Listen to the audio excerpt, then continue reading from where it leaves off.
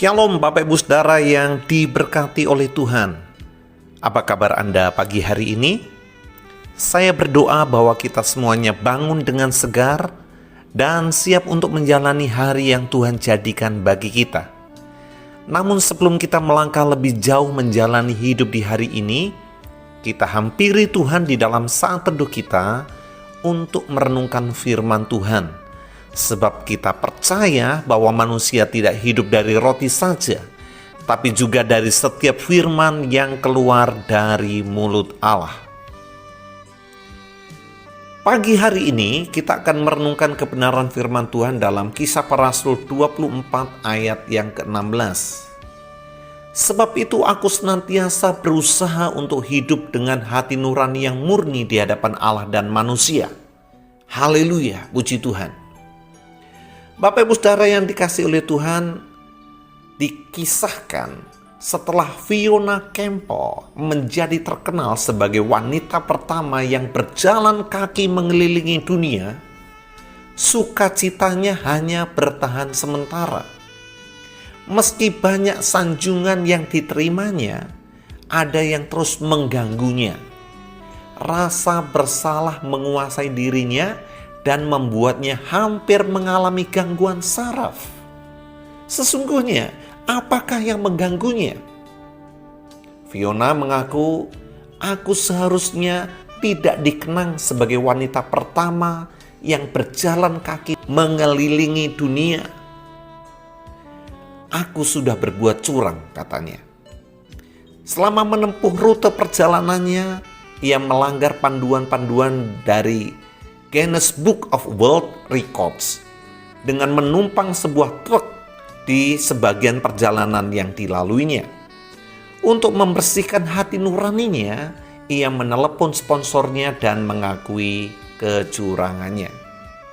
Nah, Bapak Ibu Saudara yang dikasihi oleh Tuhan, salah satu hal yang Paulus upayakan dalam hidupnya adalah untuk selalu hidup dengan hati nurani yang bersih, hati nurani yang murni terhadap Allah dan terhadap manusia.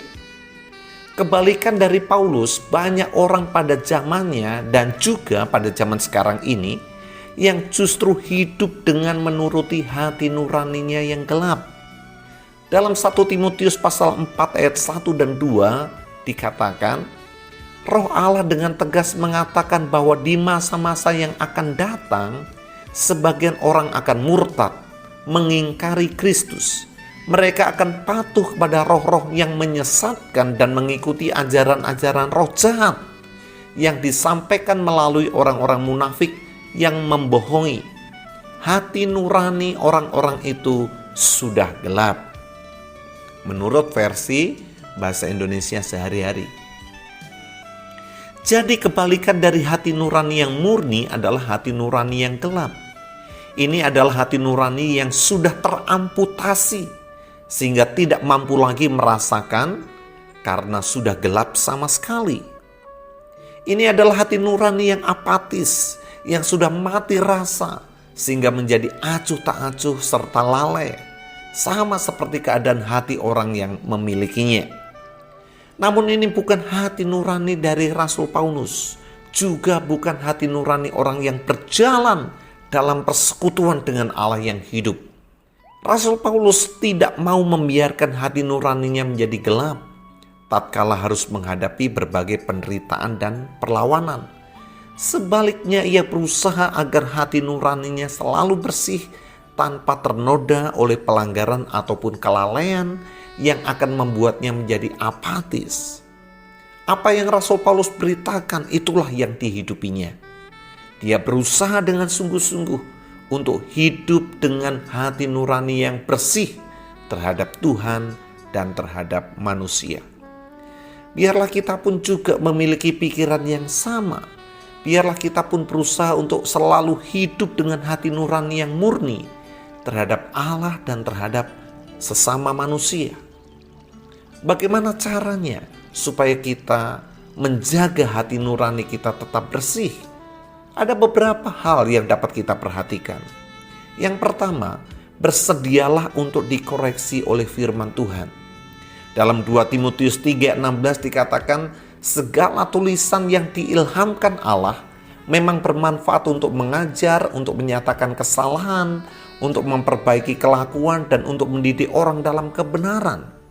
Saat kita membaca firman Tuhan, izinkan firman Tuhan itu mengoreksi kita.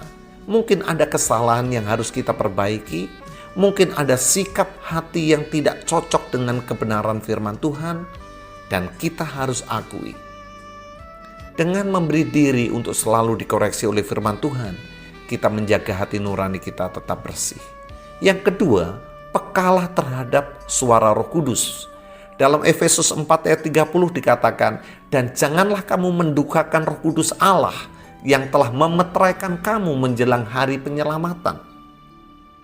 Saat kita percaya Yesus Kristus, Roh Kudus dimeteraikan di hati kita. Roh Kudus akan selalu mengingatkan kepada kita untuk kita hidup dalam terang firman Tuhan dan menjauhi dosa. Karena itu, kita harus peka terhadap suara Roh Kudus. Kita harus peka terhadap pimpinan Roh Kudus. Dan dengan cara itulah kita menjaga hati nurani kita selalu murni dan bersih di hadapan Tuhan. Yang ketiga, akuilah dosa dan tinggalkan. Dalam Ibrani 10 ayat 22 dikatakan, karena itu marilah kita menghadap Allah dengan hati yang tulus ikhlas dan keyakinan iman yang teguh. Oleh karena hati kita telah dibersihkan dari hati nurani yang jahat dan tubuh kita telah dibasuh dengan air yang murni. Jadi ketika kita berdosa, Roh Kudus mengingatkan kita, firman Tuhan mengoreksi kita, dan kita menyadarinya. Kita perlu datang kepada Tuhan dan mengakui segala dosa kita dan kita tinggalkan. Sehingga hati nurani kita kembali dibilas dengan air yang murni, dibasuh dengan darah Yesus Kristus. Kita dikuduskan dan hati nurani kita menjadi bersih dan murni kembali. Dengan cara-cara inilah kita akan selalu menjaga kemurnian hati kita di hadapan Tuhan. Kita berdoa. Bapa kami yang ada dalam kerajaan surga, terima kasih untuk kebenaran firman-Mu yang mengingatkan kepada kami untuk kami menjaga kemurnian hati kami sebagai manusia baru. Ya Tuhan, terima kasih Engkau menempatkan Roh Kudus di hati kami. Biarlah kami dapat peka dan dengar-dengaran terhadap suara Roh Kudus. Firman Tuhan yang kami baca, kami renungkan, biarlah juga terus mengoreksi kami, menolong kami, sehingga kami senantiasa menjaga hati kami bersih dan murni di hadapan-Mu. Terima kasih Tuhan, berkati aktivitas kami hari ini, secara khusus dalam weekend ini, biar kami memiliki rasa haus, rasa lapar untuk beribadah kepada Tuhan, untuk mencari Tuhan dalam hari Minggu besok. Engkau berkati ibadah kami, Engkau berkati pelayanan kami, Engkau melihat kemurnian, kebersihan hati kami, dan biarlah semua yang kami lakukan menyenangkan hati-Mu. Terima kasih Tuhan, kami bersyukur dan kami siap untuk menjalani hidup di hari ini. Di dalam nama Tuhan Yesus Kristus kami berdoa. Haleluya, amin. Selamat pagi Bapak Ibu Saudara, selamat beraktivitas. Tuhan Yesus memberkati.